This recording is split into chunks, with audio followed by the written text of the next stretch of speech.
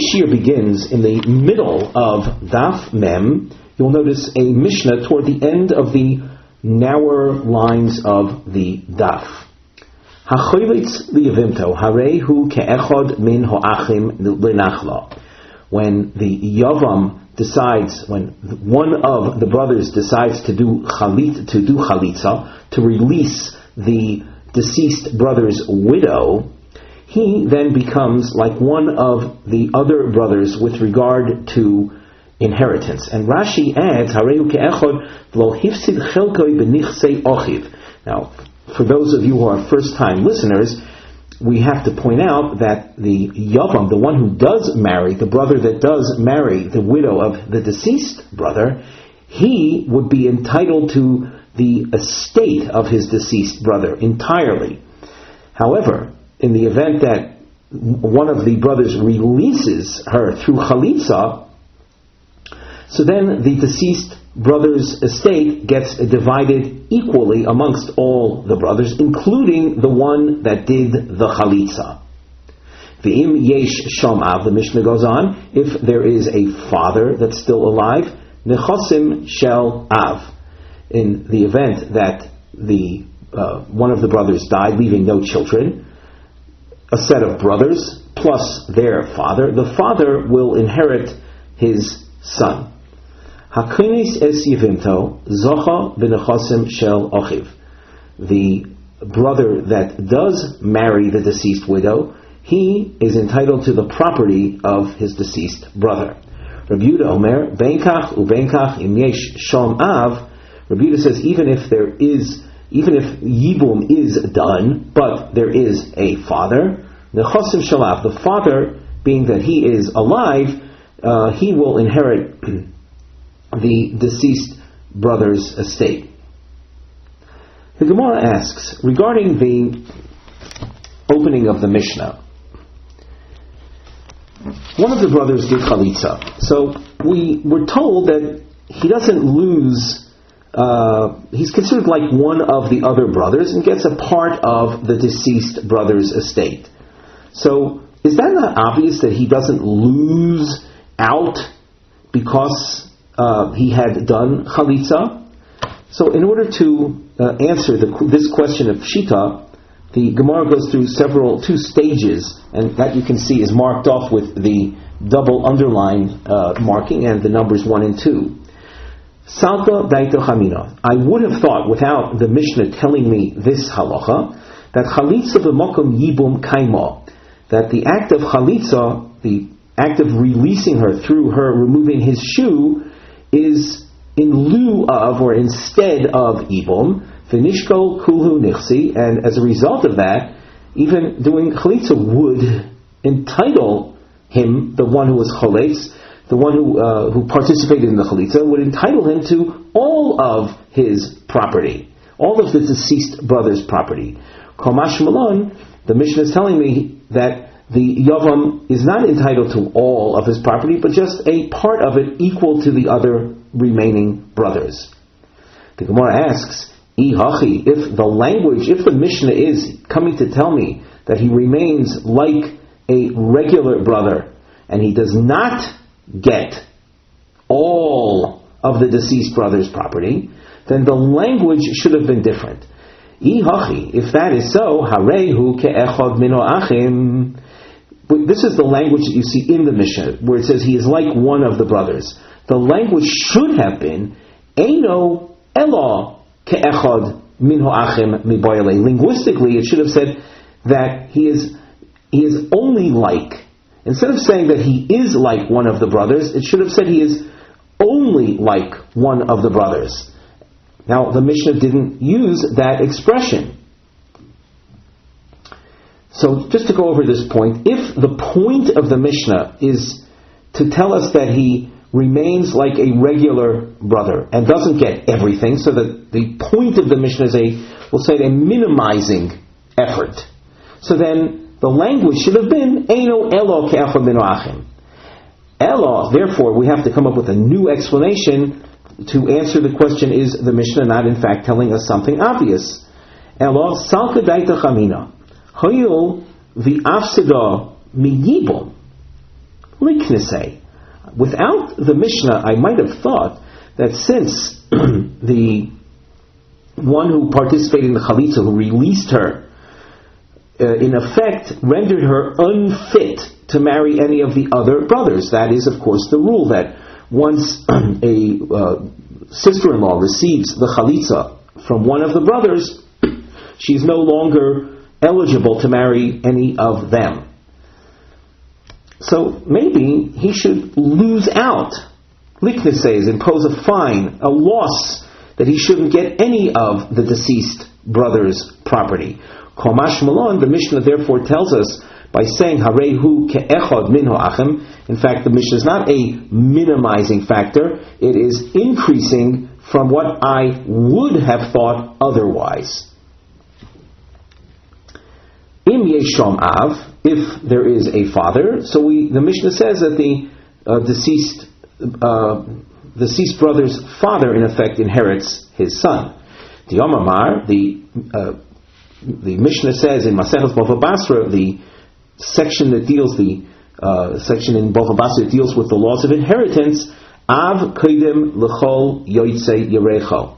When someone dies and his father is still around, so the father comes before any of the other siblings of the deceased. Hakoines es yivimto, the Mishnah said, Zocha b'nechosim shel achiv. The brother that does the act of yibum, so he inherits the deceased brother's estate, the entire estate. My taima, why is that? So the Gemara cites the pasuk, Yokum al shem achiv amar achmona. The Yavam takes over the name, so to speak, of his deceased brother, Varei Kom, and he did that by doing yibum. Rabbi Yehuda Omer, v'chulei, Omar Ulo, halacha k'Rabbi Yehuda. If you remember in the Mishnah, Rabbi Yehuda said that even when the Yavam does marry her, but there is a father, the father gets the deceased brother's properties. And Ula rules like Rabbi Yehuda. V'chein Omar Rabbi Yitzchak Nafcha, halacha k'Rabbi Yehuda. V'Omar Ula, v'itema Rabbi Yitzchak Nafcha. Ula, and some versions have Rabbi Yitzchak Nafcha saying, my time of Rabbi Yehuda, what is the reason behind his ruling? Dichtiv. The pasuk says, V'hoya ha'bechor asher teleid. Now this pasuk is in the context of Yibum, and it refers to the Yavam as a Bechor. So we learn from this, Kibechor. Now a Bechor is a firstborn, and outside, besides the laws of Yibum, the term Bechor is more commonly associated with the laws of inheritance, that when a father dies leaving an estate, the firstborn male is entitled to twice as much as any of the other brothers. However, here we're dealing with the laws of Yibum, but the word Bechor is used. And we learn, Ma Bechor ein lo b'chayehu av, just like a firstborn doesn't get inheritance when the father is still alive, av hainami, so to the Yavam ein loi b'chayehu av. He does not get the property of the deceased brother as long as their father is still alive. As you can see, we have a topic heading on the side, under which we've written Deos Shonos I Halacha Rabbi Yehuda. We'll see different opinions as to whether the halacha follows Rabbi Yehuda. Av ein hayavam yorish es achiv. That when the father is still alive, so the yavam does not inherit the deceased brother's property. These markings that we see now, the new geometric form, called the crown shape, we know are hatzaos chilufios, alternative approaches. So we just suggested, we just learned that from the word Bechor, we learn that when a father is alive, according to the Tana Rebbe Yehuda, so the deceased brother, his estate is not inherited even by the brother that did Yibum, let alone Chalitza. The Gemara continues, Ima Bechor notel pishnaim lachar misus ha'av. If we're going to continue this Bechor analogy, are we going to say that just like a standard Bechor in an inheritance situation gets twice as much as any one other brother when the father dies. Af hai notel pishnayim le'achar misa soav. Will a yavam be entitled to a double portion when their father dies? Now, the yavam is not an actual firstborn by necessity or necessarily. It just is the brother that married the widow. But since the Torah is calling him Bechor, does that mean that when their father dies, that the brother that did Yibum, will be entitled to a double portion? The Gemara responds, Midi Yokum al Shem Aviv Ksiv. Does the pasuk refer to the Yavam as someone who takes over his father's name? Yokum al Shem Achiv Ksiv, V'lal Shem Aviv. As far as inheritance is concerned, the Yavam is entitled to the deceased brother's properties, not the father's properties. There's nothing special about the Yavam vis-a-vis the father's properties. So this suggestion is overruled. Ema, another suggestion, Heicha deleko av delishko nachla, tiskayim mitzvah zibum. Maybe what the Torah's intention is to suggest that when there is no father, when their father had passed away, and hence there's no father around to lishkos, to take the nachla, the inheritance, the estate of the deceased brother, then tiskay mitzvah yibum, then the mitzvah of yibum is applicable. However, where there is a father that is around, so that his son, the yavam, will not be entitled to the deceased brother's property, so lo tiskay mitzvah yibum. Since the yavam won't be inheriting that particular the deceased brother's property, so there's no mitzvah of yibum to begin with. So just to say this again, I know we're sounding a little repetitive, but where there's a father on the scene, the more suggesting, since the yavam will not get the property of the deceased brother, so there's no mitzvah of yibum to begin with. The Gemara says that's not so. Midi yibum benachlo tolo rachmana. Is it so that yibum is dependent on his inheriting? That's not so. Yibumi miyavmi. The Torah expects him to marry the widow. If there's an opportunity for him to get the brother's estate, he takes it, and if not, for example, there is a father that's still alive, lo shokil, so he doesn't get the property. Yosef Rav Chanina Korah, Kamei to Rabbi Yanai. The Rav's name is Chanina Korah. Korah is part of his name, is part of maybe a title that he had. So Rav Chanina Korah was sitting in front of Rabbi Yanai. The Yosef Ikoma Halacha Rabbi Yehuda, and Rav Chanina says the halacha follows Rabbi Yehuda. Omar Lei, Rabbi Yanai says Poik Kori Karech Libra, a play on his name. Kori Karech means take your teaching and cast it outside. Rather, Ein Halacha Rabbi Yehuda. The halacha does not follow Rabbi Yehuda. Tani Tano Kamed Rav Nachman. There was someone that was an expert in Tanaic sources, and he was saying over a source in the presence of Rav Nachman, and he said, Ein halacha karebi Yehuda. Omar lei. So Rav Nachman, upon hearing this, says, Elo keman. Well, then according to him, is the halacha kerabanan? Pshita. That's obvious. In other words, your teaching is in effect telling me something that's obvious. By saying the halacha is not like Rabbi Yehuda, so it's then going to by default be like the Rabbanim, and that's obvious. Yachid v'rabim halacha kirabim. As far as the rules of pshat are concerned, when you have an individual opinion against the majority opinion, the majority opinion wins out. Omar lei, so the individual who was reciting the source asks Rav Nachman, Ismay, should I erase it? Should I eliminate the source and toss it into the reject pile? Omar lei lo, Rav Nachman says, don't do that. At halacha asnech. Whoever taught you the source had used the term halacha. In other words, the halacha is like, and you had heard that the halacha is like Rebbe Yehuda. Umuksha uda akshiloch. And the problem of an individual being the basis of halacha over the ruling of the majority was something that posed a difficulty to you, va'afchis, and as a result of that, you switched it around. Ulamai da'afchis shapir afchis, and according to what you switched around, in fact, that's accurate. It's that which you switched around.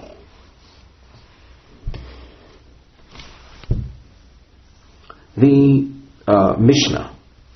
HaCholetz liyavimto, hu asur b'krovoseha, v'hi asura b'krovov.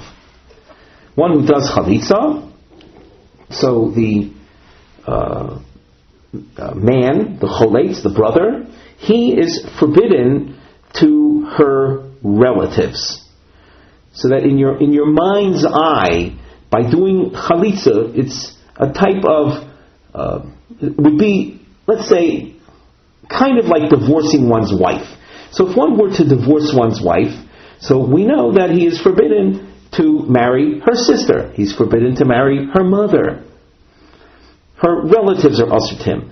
Now, the analogy we just used, don't take it literally. We just use it by way of, say, to gauge things, or a direction, a mindset. But it's what we said needs to be evaluated in actual halachic terms. That we'll have to see more about that later.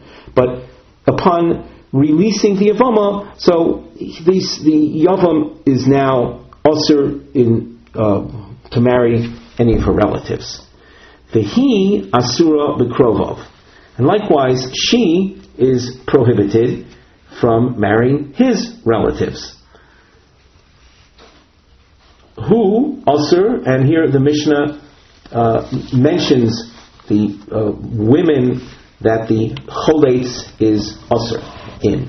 And Rashi says at the top, who asur kol hanoch arayos deraisanenu beishto. If it were a man divorcing his wife, so the following relatives that the Mishnah lists would be forbidden on a Torah level. The gazrinu rabbanan b'chalutzaso. And when it comes to a chalutza, a woman who's released through chalitza, so the rabbis imposed a rabbinic restriction. So the rabbinic restriction imposed, we'll say, reflects or parallels the Torah restriction when it comes to an actual wife divorcing. So what would the result be? So who asur be'ima uve'emima uve'emavia? He cannot marry her mother, her mother's mother, her father's mother, ubebita, ubebasbita, and if she happened to have a child from some outside marriage, from some other source, not his deceased brother, obviously, so he would be forbidden in her daughter, ubebasbita, baspina, her granddaughter through her own daughter or through her son, uba'achoisa, bisman shehi kayemes, and likewise he cannot marry her sister as long as the chalutza is alive. V'achin mutaran. The other brothers, though, they are not restricted in the chalutza's relatives. So that in a manner of thinking, we would not be saying that he, the brother that did the chalitza, is an emissary, is an agent of the other brothers in this sense. Because if we said that he was an agent of the other brothers, so whatever restrictions fall upon him would fall upon the other brothers. Again, this is a topic that the Gemara will comment on later. But again, we're saying this is a way of thinking, a mindset that we're trying to develop. So that's the point of contrast. The choletz, he is the one that must abide by these restrictions regarding her relatives, but not his brothers. Vehi asura be'aviv uve'avi aviv uvevno uve'ben beno be'achiv uve'ben achiv.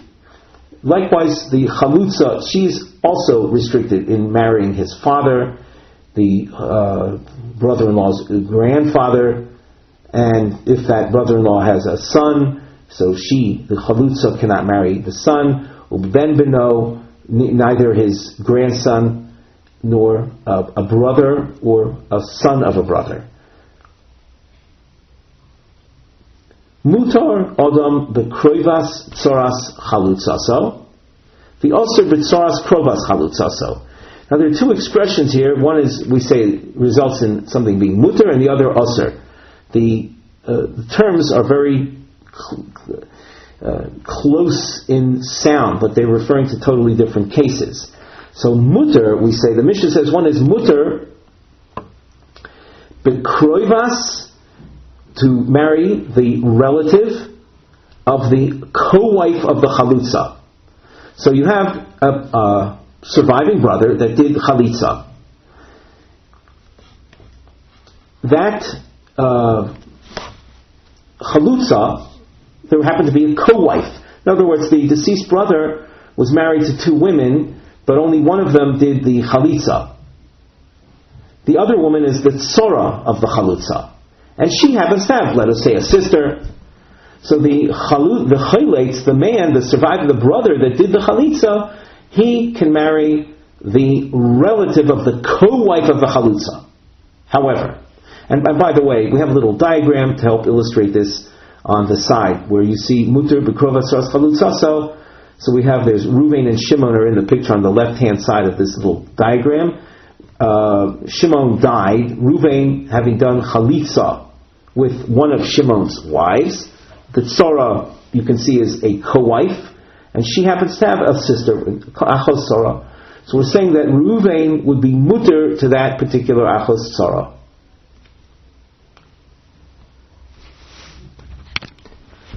The expression v'oser b'tzoras krovas chalutzaso, we have a little diagram to assist in understanding this as well. But first, the translation, the Mishnah says that one is forbidden to marry the co-wife of the relative of the one he did chalitza with.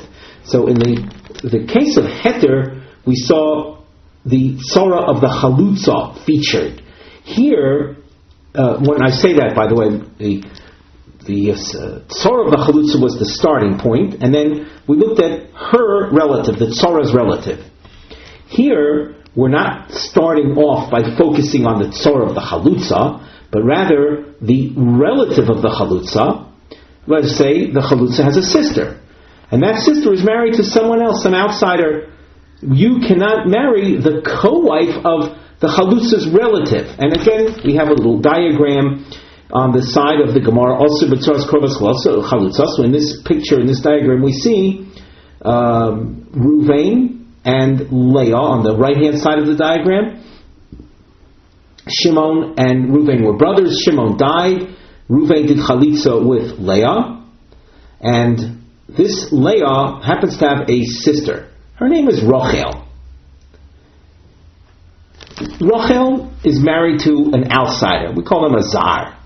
And this Rachel happens to have a co-wife that we call tzora.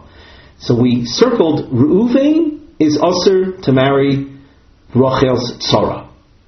What's interesting here is that as far as Reuven is concerned, these two women, Rachel and Tzora, were married to some unrelated person, not in the brother scheme of things. So it's a little perplexing, if you will, or requires explanation. The Gemara will provide that as to why in this case Reuven cannot marry even the tzora of Rachel.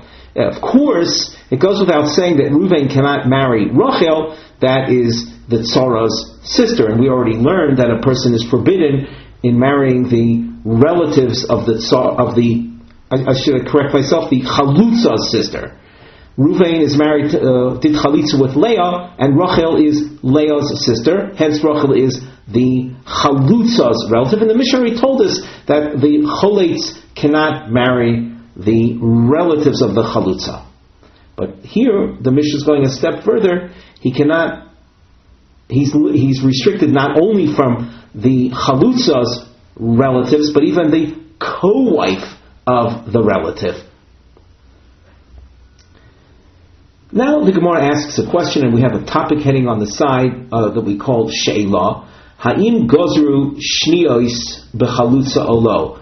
Did the rabbis impose the rabbinic restriction concerning second degree relatives. Those are shnios. Those are women that, from the Torah's perspective, are not forbidden to marry, but the rabbis imposed a rabbinic restriction. And of course, the topic of shnios is something that we discussed extensively earlier in our Masechta. Did the rabbis impose the institution of shnios with regard to the chalutza, or maybe not? The Gemara, Ibaya Laho, the question is raised, Gazru shnios b'chalutza olo, did the rabbis add their rabbinic list of forbidden women when it comes to standard marriages or standard dine erva? We say that there is a list of women that are categorized as shnios, second degree prohibition, meaning rabbinic level prohibition. Does this list of extended relatives apply to the chalutza as well, or maybe not? The analysis is as follows: Ve'erva de'oraisa gazru behu rabbanon. Gazru rabbanon shnios. When it comes to erva de'oraisa, those are for women that are forbidden on a Torah level. So the rabbanon imposed the ruling of shnios when it comes to the shnios bechalutza. That is shnios. And bechalutza lo gazru rabbanon shnios. But in the case of chalutza, the rabbis did not impose a ruling, because the chalutza is only rabbinic to begin with. So something that's rabbinic, the prohibition of marrying the chalutza and the relatives of the chalutza that we already mentioned, that prohibition is itself only rabbinic. So to extend upon the list of relatives that are already usher, the shnios, that might be going too far. Or maybe we don't make a distinction between erva d'oraisa and the case of chalutza. Just to make no mistake, the Mishnah already told us that a person is usher in the relatives of the chalutza, and the Mishnah listed off the relatives: Ima, Via, Bita Bas, and Achosa. Those relatives, had you been dealing with an erva d'oraisa, those relatives would have been usher mida oraisa. So when you're dealing with the chalutza, those relatives that are mentioned in the Mishnah are clearly forbidden. The question our Gemara is dealing with: what about the extended list of relatives that we call shnios? Are they also imposed upon the cholates as a restriction? As you can see, we have a triangle marking scheme, and on the side, under the Mivneh heading, the triangle is featured, and we say this. In our note we have nisayon. These triangles represent attempts, with the triangle point facing up, laharois shelo gazru, to show that they did not impose a shnios restriction to the chalutza. The inverted triangle, laharois shegazru, to show that they did impose a rabbinic list of shnios with regard to the chalutza as well. So now the Gemara. Toshma. Hu aser be'ima uve'em ima.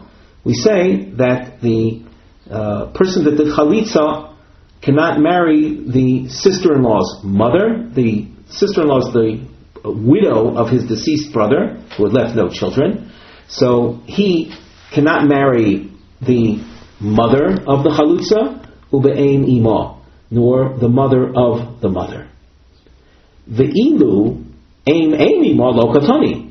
The Mishnah does not tell us about a restriction with her great-grandmother. That's aim ima. The chalutza's mother has a mother. That would be the chalutza's grandmother. And aim ima would be the chalutza's great-grandmother. That's an example of a shniya, but it doesn't say in the Mishnah that the cholates is prohibited from aim ima. So that's a siman that there's no gezerah. The Gemara rejects this. Dilma hainu taima delo tani. Maybe the reason for it's not being stated is mishum de kaboi lemisni seifa, because the seifa of the Mishnah said in contrast to the cholates who are v'achin mutarin. It says his brothers are mutar in those relatives. So at this point, basically there is a gzera, we can say. We can argue there is a gzera of shnios regarding the cholates. But so why didn't the Mishnah give us an example of a shnia? So the answer to that is because the Sefer says that the brothers are mutar. The Itana aim ma, had the Mishnah spelled out the prohibition of the cholates to great grandmother of chalutza, hava amina, ha'achen mutarin, Dafka be aim ma. I would have thought that the heter of his brothers is only with regard to her great grandmother. Abel be aim ima uve imalo, but there is no heter for his brothers to her grandmother nor mother. So as a result of this consideration, in other words, to prevent a mistaken conclusion, aim ima was left out, but not because aim ima is mutter to the cholates. Question: the listening aim ima, why not have the Mishnah say that aim ima is asur? In other words, if in truth there is a gzera of shnios like you're trying to argue, so let the Mishnah do the following: say aim ima is asur, the listening ha'achem mutarin bekulon. And the brothers are mutar in all of them, not just aim ima, but the other more severe relatives as well.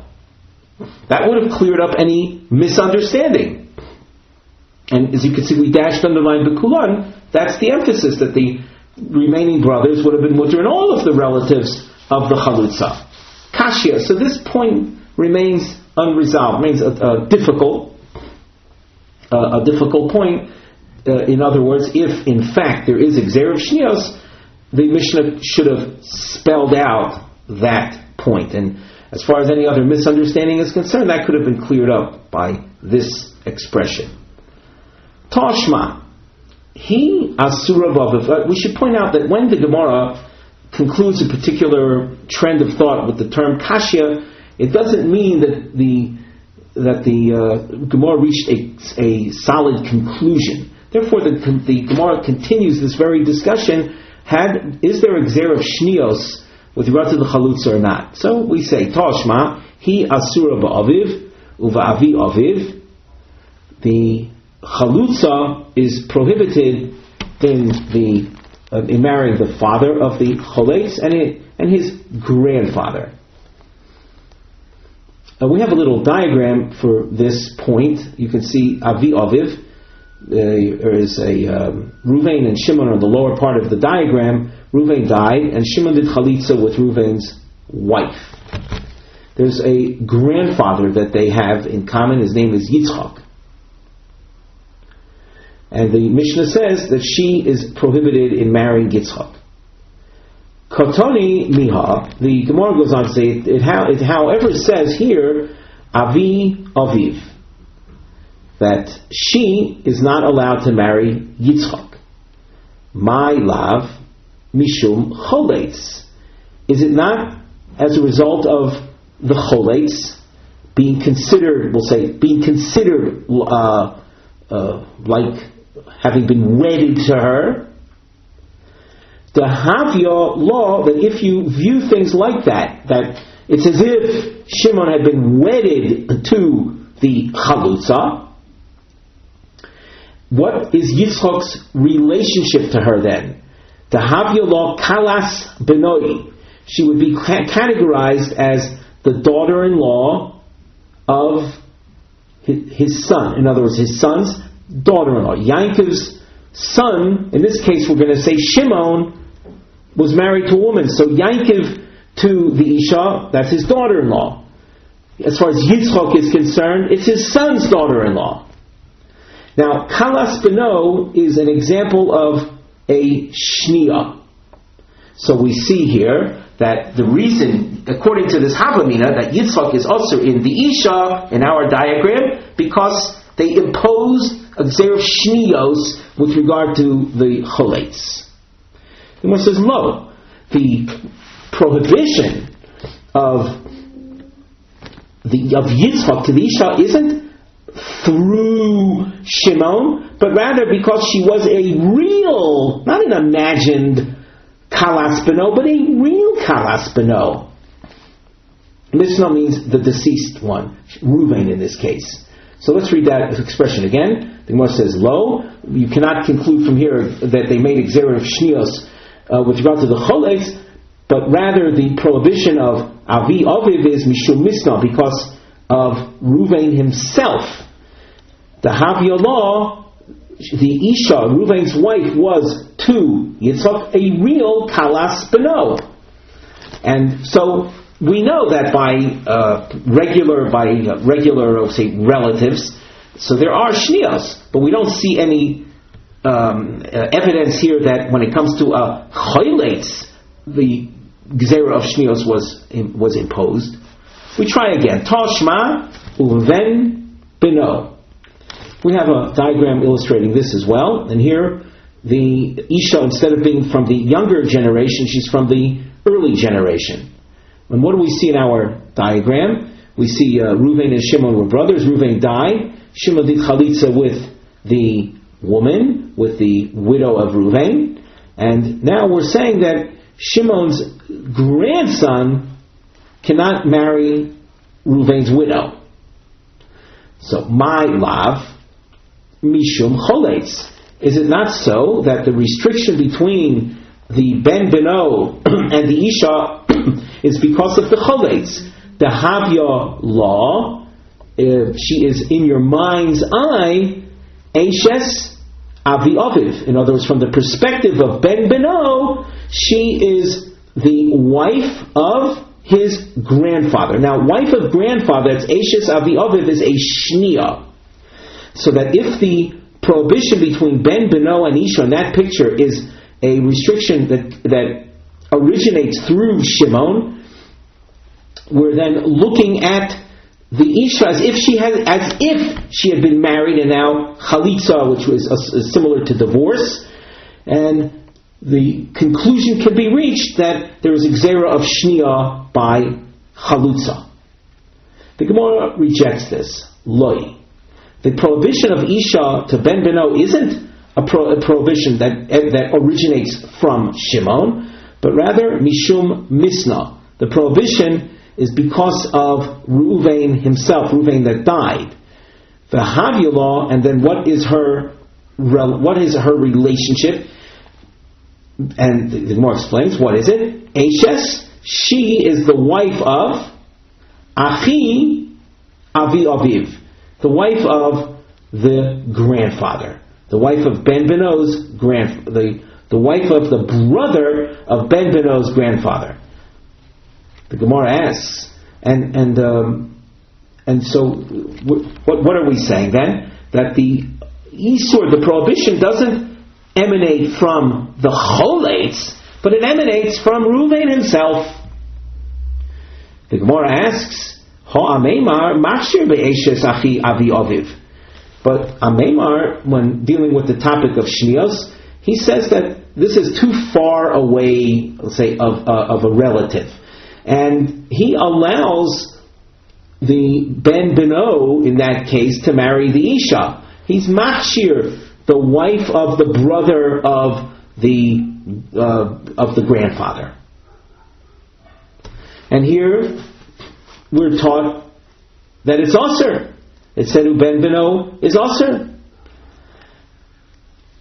The Gemara has to resolve, therefore, Amemar's point, his heter, his leniency with regard to Eishes Achi Aviv, and the fact that a Tanaic source, that the Mishnah teaches an Isser of Ben Beno.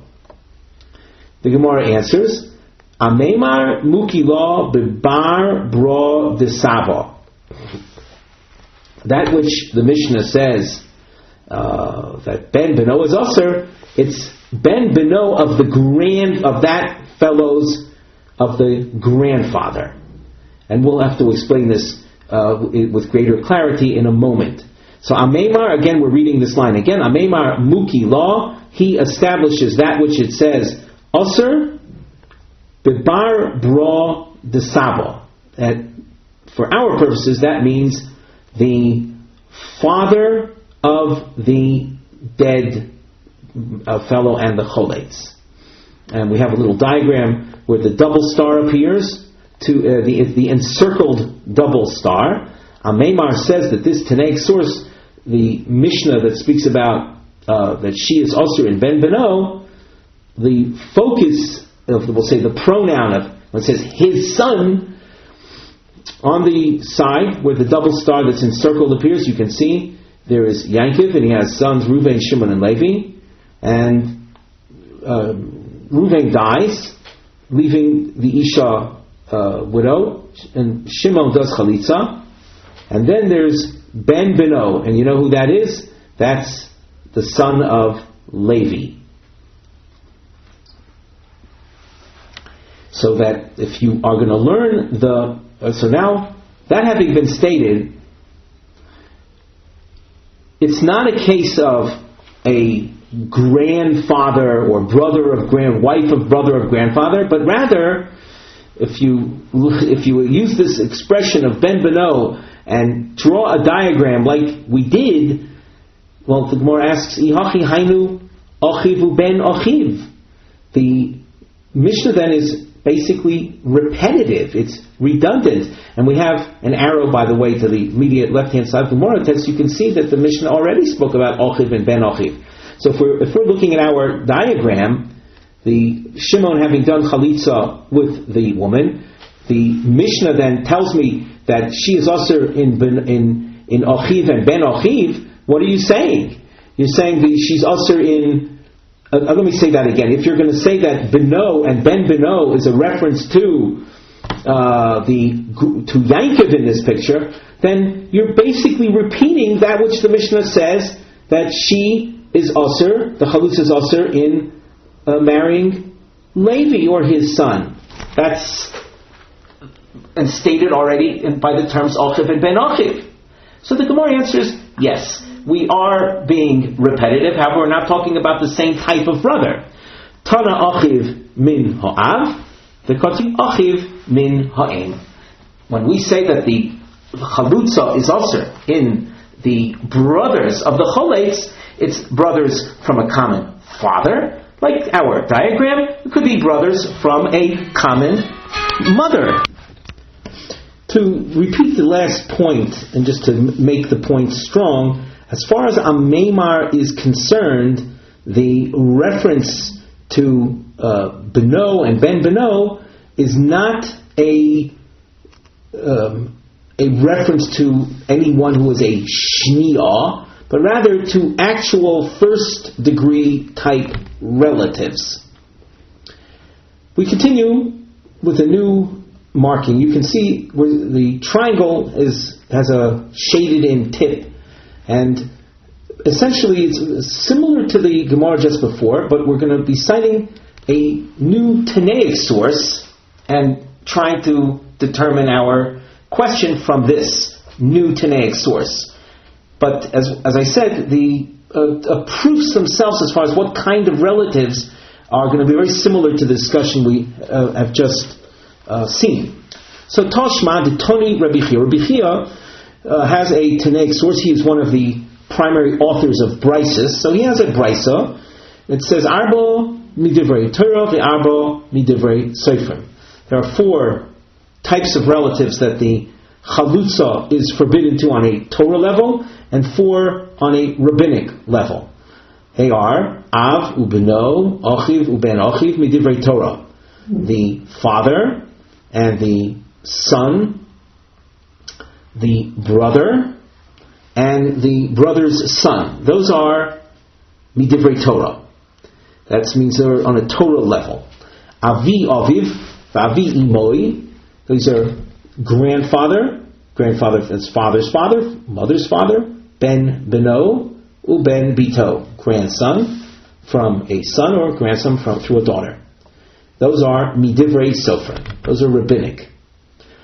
Katoni miha, it says in amongst the relatives in this list, Avi Aviv, that Avi Aviv is Aser. My lav mishum cholates.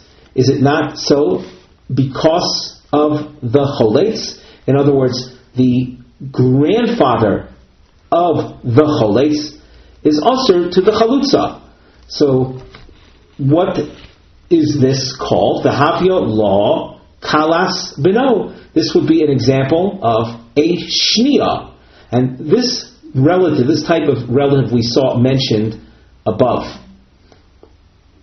If you go back to the first wide line, we cited Avi Aviv as an example that we saw in the Mishnah. Here, it's the same person that happens to be quoted in this price. So the Gemara is starting afresh, saying, "Oh, Avi Aviv is that not forbidden to her through the cholates? Because we're viewing in our mind the cholates as if he had been married to the chalutza, and now with her release, she's forbidden to his grandfather. So she is considered the daughter-in-law of the grandfather's son." Lo, the Gemara says no, the prohibition is not through the cholates, but mishum misna, her prohibition to the grandfather is a prohibition because of her original husband, who died, the misna, the deceased brother, and the Havila Kalas Beno, we can say mamish. She was literally the daughter-in-law of the son of his son. Ta Shma, Avi Imo. We saw in Rabbi Chiya's Brisa that type of relative. The chalutza is aser to his mother's father. Now we say his, there's a pronoun there. Who is that? My lav mishum cholates. Is it not because of the cholates? And we have a little illustration on the side. Avi Imo. So what do we see in the diagram? We see Ruvain and Shimon. You can see on the lower part of that diagram. Ruvain died. Shimon did chalitza with Ruvain's wife, and Ruvain and Shimon happened to have parents, Leah and Yaakov. And in our Gemara, we're featuring Leah's father. So Leah's father is also to the Isha. And at this point, we're suggesting the Isser is through Shimon, the Cholates. And let's read that again in the Gemara. My lav mishum Cholates. Is it not so that the prohibition is because of the Cholates? The Havya law, she, the Isha in that picture, could be described as Kalas Bito, the daughter-in-law of his daughter. Leah is the Av is circled there. He is the grandfather of Shimon. So that the Isha is the daughter-in-law of his daughter. And if we say, like we're saying right now, that the prohibition emanates from the fact that Shimon did chalitza, that would show us that they made a gzeira of shnios. No, the Gemara rejects this. Rather, mishum misna, the prohibition of Leah's father to the Isha in our diagram is through the mace himself, through Ruvain himself, the Havya law, Kalas Bito. That was a literal Kalas Bito, so that's not a case of a shni. That's a case of a shnia by an erva, not by chalutza. Toshma uven beno, and this should be familiar. We saw this above on the second wide line, but as we mentioned earlier, this is a citation from Rabbi Chiya's source.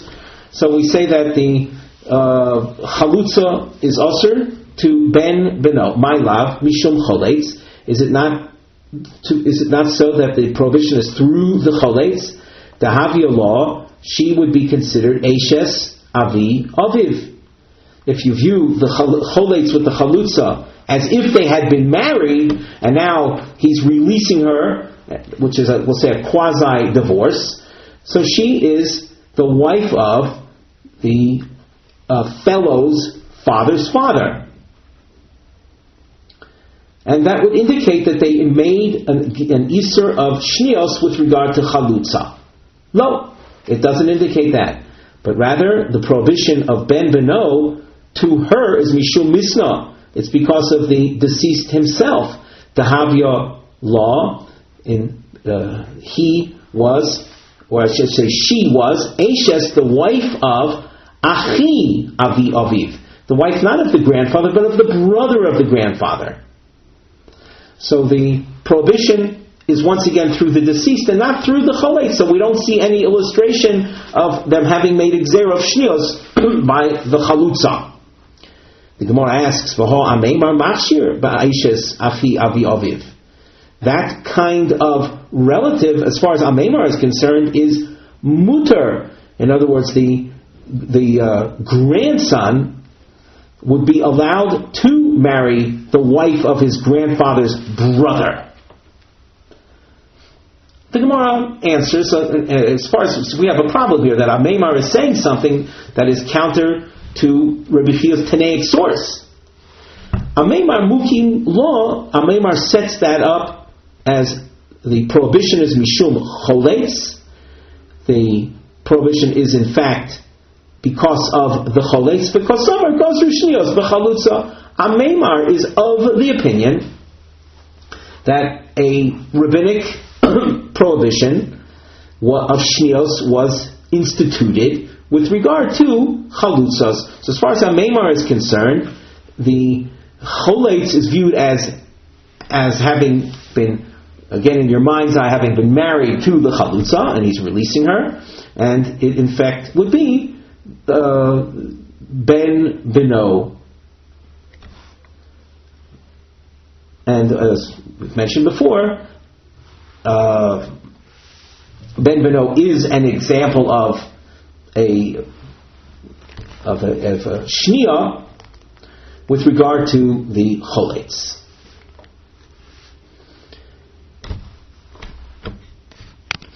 Just to refine that last point again, we're talking about the Eshes Avi Aviv.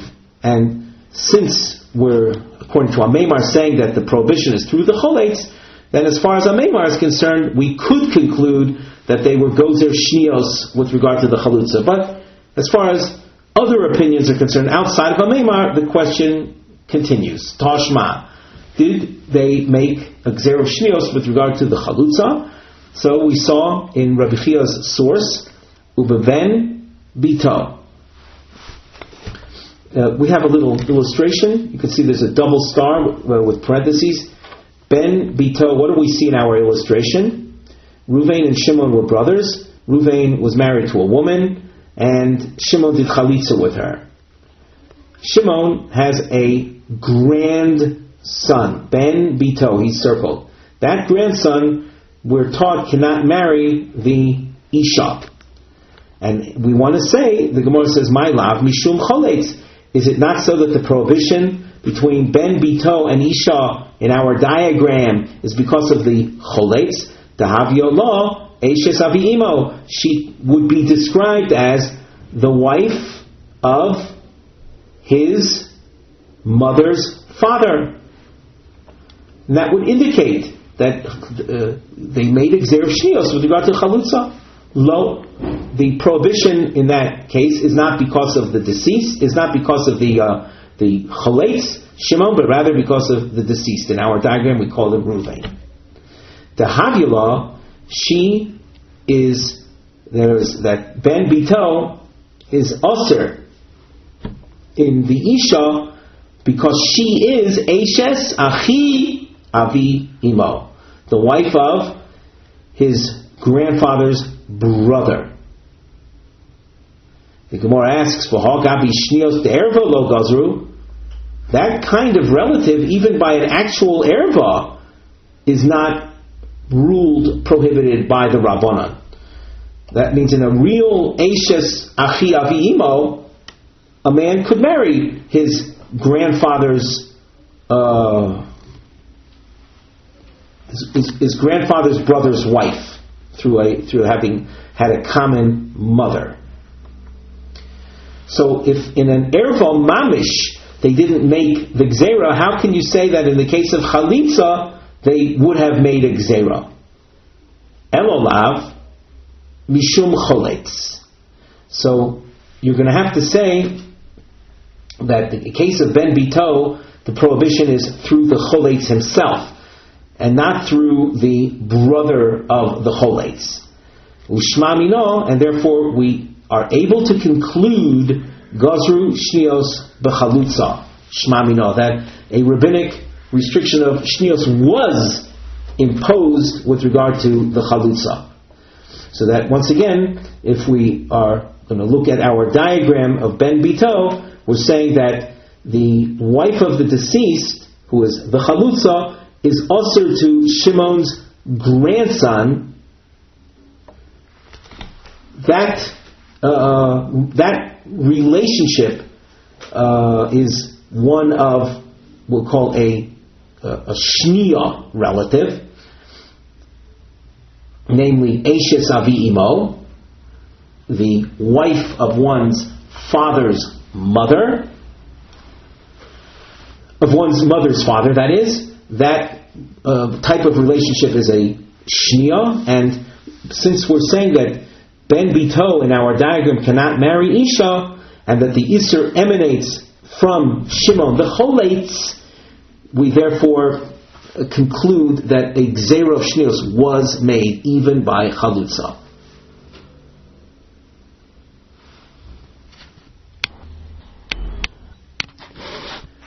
The Gemara quotes from the Mishnah, Muter Odom Bekrovas Tzoras Chalutzasoi. And on this point, Omar Rav Tuvi Bar Kisna Omar Shmuel Habo al Tzoras Chalutza Havlad Mamzer. One who has intimacy with the co-wife of the Chalutza, so the child is a mamzer, is illegitimate. So let's think about what happened here. We had, let's say, two brothers, Ruvain and Shimon. Ruvain died, leaving two wives. Shimon did chalitza with one of them. If Shimon has relations with the second wife, the child born from that union would be a mamzer. My taimo. Why is that? Answer: be isura kaimo. The second wife is really the original isur, the original prohibition that had been upon her when she was married to Ruvain, as an eshes ach, wife of brother. That remains. She's wife of brother. Omar Rav Yosef, Af Anan Nami Tnina. We have that halacha, in other words, the halacha taught in the name of Shmuel is referred to or alluded to in our Mishnah. What did the Mishnah say? Muter Adam Bekroivas Tzoras Chalutzasad. A man is allowed to marry the relative of the co-wife of the Chalutza. I amris bishlama tzara avroi mishum hachi muter ba'achoisa. If you say that the tzara remains in her original isur, her original prohibition, and we don't say that the Chalutza served as an agent for all the co-wives, so I can understand that the Tzora is Aser, the co-wife is Aser. However, her sister, for example, her relatives will be Muter. Eloi Amris Tzora Kechalutza Damya Amai Muter. If, however, you say that the co-wife takes on the same status as the Chalutza, how can you be allowed to marry the sister of the Tzora? Is she not Achos Chalutzaso? Would she not be the same thing as the sister of your Chalutza? And we know that there is an Isser of of achos chalutza. We saw that in our Mishnah. The relatives of the chalutza were forbidden. So what do we see from here? That the chalutza is the chalutza, but her co-wife, that remains. She's something else. She's the original Isser.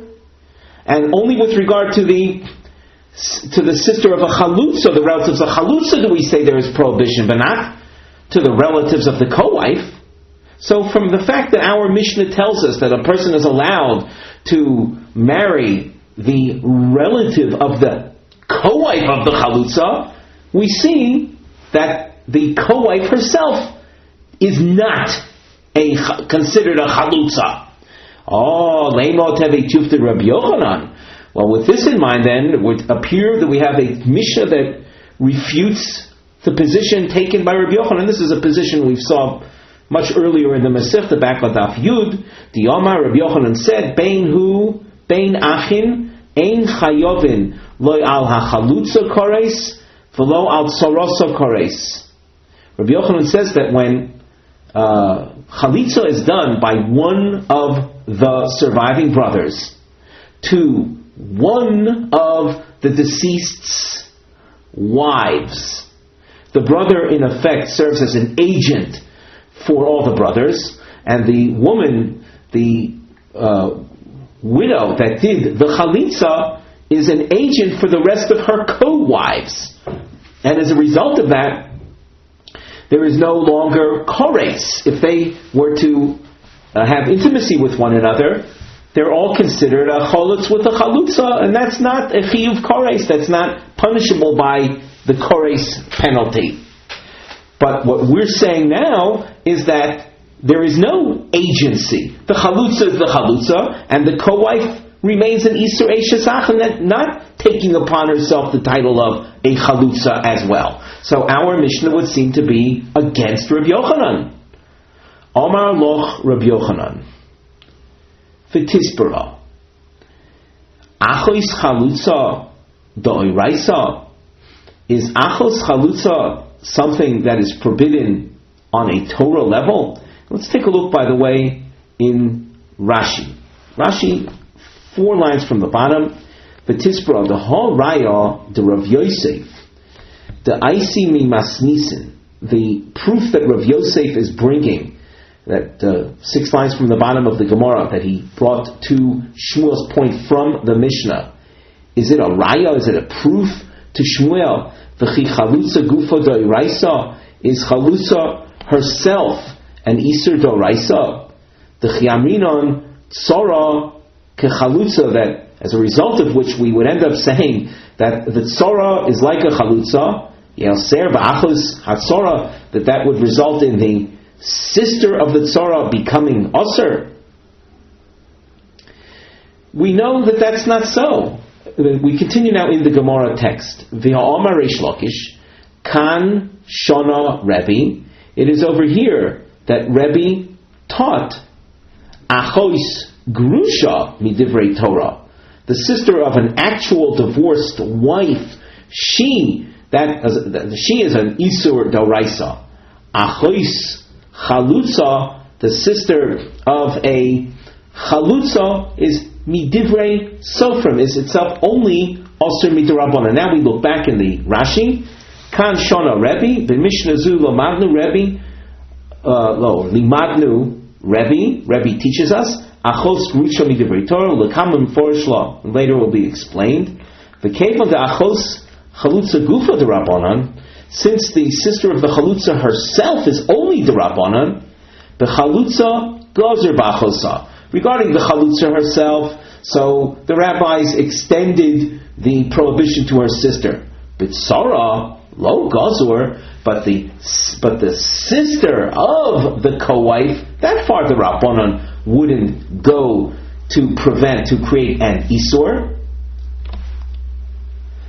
So that, as far as Shmuel's original halacha is concerned, that a person that has relations with the co-wife of the chalutza, the vlad, is a mamzer, that's fine and good as far as Shmuel is concerned. But to say that we see that point in the Mishnah, that is going too far. So that as far as Rabbi Yochanan is concerned, we can't say that the Mishnah would be a refutation of Rabbi Yochanan. So as far as Shmuel and Rabbi Yochanan are concerned, Rabbi Yochanan would argue with Shmuel. Shmuel says that one who has relations with the tzara of a chalutza, the vlad is a mamzer, where Rabbi Yochanan says the co-wife was the beneficiary of the agency of the chalutza herself, knocking that down to an isur d'Rabbanan, and hence the vlad would not be a mamzer as far as Rabbi Yochanan is concerned. And as far as the Mishnah is concerned, where one is allowed to have relations with the sister of the tzar of the chalutza, Rabbi Yochanan says very simply, the chalutza herself is only d'Rabbanan, and the rabbis extended the isur to her tzara. That's fine, but they never extended the isur to the sister of the tzara. The Gemara now asks, what is the difference between the krovas tzoras chalutza, which the Mishnah said is mutter, and the tzoras krovas chalutza that the Mishnah said is aser? My shno hai umay shno hai. The Gemara answers, and what we recommend is keeping the chart or the diagram in front of you, namely the top of this Omid of Mem Omid Beis. We saw diagrams that illustrated the two cases of the Mishnah, and we go on now in the Gemara to show why there is a difference, why one is allowed to marry the sister of the co-wife of the chalutza, and why one is usher to marry the co-wife of the chalutza's sister. The Gemara answers, after we read the question, my shnohai, at the top of Mem Aleph Amid Aleph, Hachti Azla Bahadol Lebeidina Gozru Bahu Rabbanan. That one, the woman who goes with her to Beis Din, so the Rabbanan imposed a restriction. Haidelo Azla Bahadol Lebeidina Lo Gozru Bahu Rabbanan. That woman that doesn't accompany her to Beis Din, the Rabbanan did not impose a gezerah. Now, of course, we just translated the Gemara, but we didn't explain it. So now we look at the Rashi at the top. Hach de'aslo bahado lebeidina kishalea choletzes molicha chosima lebeis din. When a woman does chalitza, so she brings her sister with her to court. Comfort, support. Not everyone knows who the real Yevama is. Two sisters, one is the widow of the deceased brother, and the other one is her sister.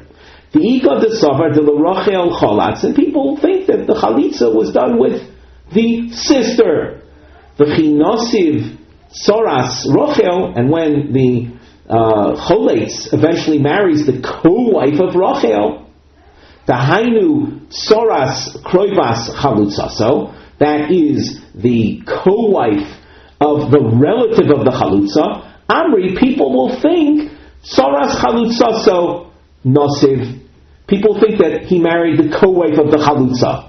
It's really the co-wife of the Chalutza's sister, but they think that he's marrying the co-wife of the Chalutza. Because people will think that Rochel and her co-wife were the wives of the deceased. Shaharei Cholatz the Rochel. Because, again, people will think that he did Chalitza with Rochel. Very simply because Rochel had accompanied the real Chalutza to the Beis Din. Rashi continues. So what did we just explain? We explained why the co-wife of the sister of the Chalutza is forbidden. And that was what the Mishnah said, Osir b'tzoras krovas Chalutzaso. The Rashi now goes on. V'hai delo azla v'hadola beidina. The one that doesn't accompany her to court. Kishe'avama choletzes, when the Yevama does chalitza, ein tzarasa haylechas ima, her co-wife doesn't go with her to Beis Din. The term tzara, by the way, indicates an affliction or a pain. Co-wives are not necessarily at best of terms with one another. It's not like two sisters, which we would expect to be supportive and at best terms and comforting one another. Not so with co-wives.